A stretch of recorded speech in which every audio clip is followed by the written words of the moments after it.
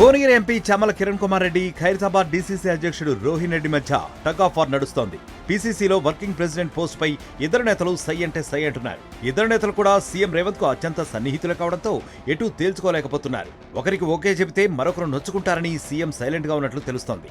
ఇప్పటికే పీసీసీ కార్యవర్గం ప్రకటించేందుకు టీపీసీసీ అధ్యక్షుడు మహేష్ కుమార్ గౌడ్ సిద్ధమయ్యారు.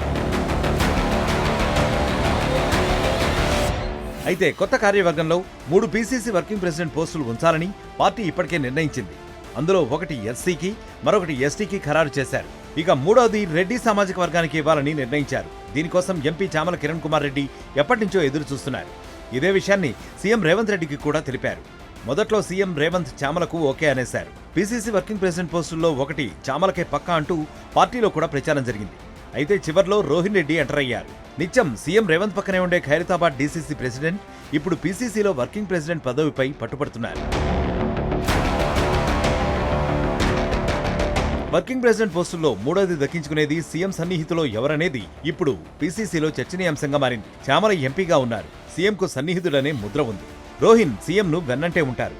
ఒక అధికారిక కార్యక్రమాల్లో తప్ప సీఎం ఎక్కడ ఉంటే ఆయన అక్కడే ఉంటారు. మరి అంతటి ప్రభావాన్ని చూపే ఈ ఇద్దరు వ్యక్తులు కేవలం పీసీసీ వర్కింగ్ ప్రెసిడెంట్ పోస్టు కోసం అంతలా పట్టుపట్టడం ఏంటనే దానిపై ఇప్పుడు పెద్ద ఎత్తున చర్చ మొదలైంది. ఒక్క పీసీసీ వర్కింగ్ ప్రెసిడెంట్ పోస్ట్ కోసం ఇటు సీఎం స్థాయిలో అటు పీసీసీలో ఎందుకింత రచ్చ జరుగుతోంది అంటే దీనికో లెక్కుంది. కాంగ్రెస్ లో వర్కింగ్ ప్రెసిడెంట్ అంటేనే లక్కీ పోస్ట్ గా భావిస్తారు. ఎందుకంటే CM Revanth Reddy, deputy CM Bhatti Vikramarka, మంత్రి పొన్నం ప్రభాకర్, పీసీసీ చీఫ్ మహేష్ కుమార్ గౌడ్ ఈ నేతలంతా వర్కింగ్ ప్రెసిడెంట్ పోస్టు చేపట్టిన తర్వాతే రాజకీయంగా ఈ స్థాయికి ఎదిగారు.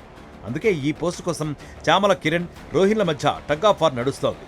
మరి ఇద్దరిలో ఎవరికి సీఎం ఓకే చెప్తారోననే ఉత్కంఠ ఇప్పుడు పీసీసీలో నెలకొంది.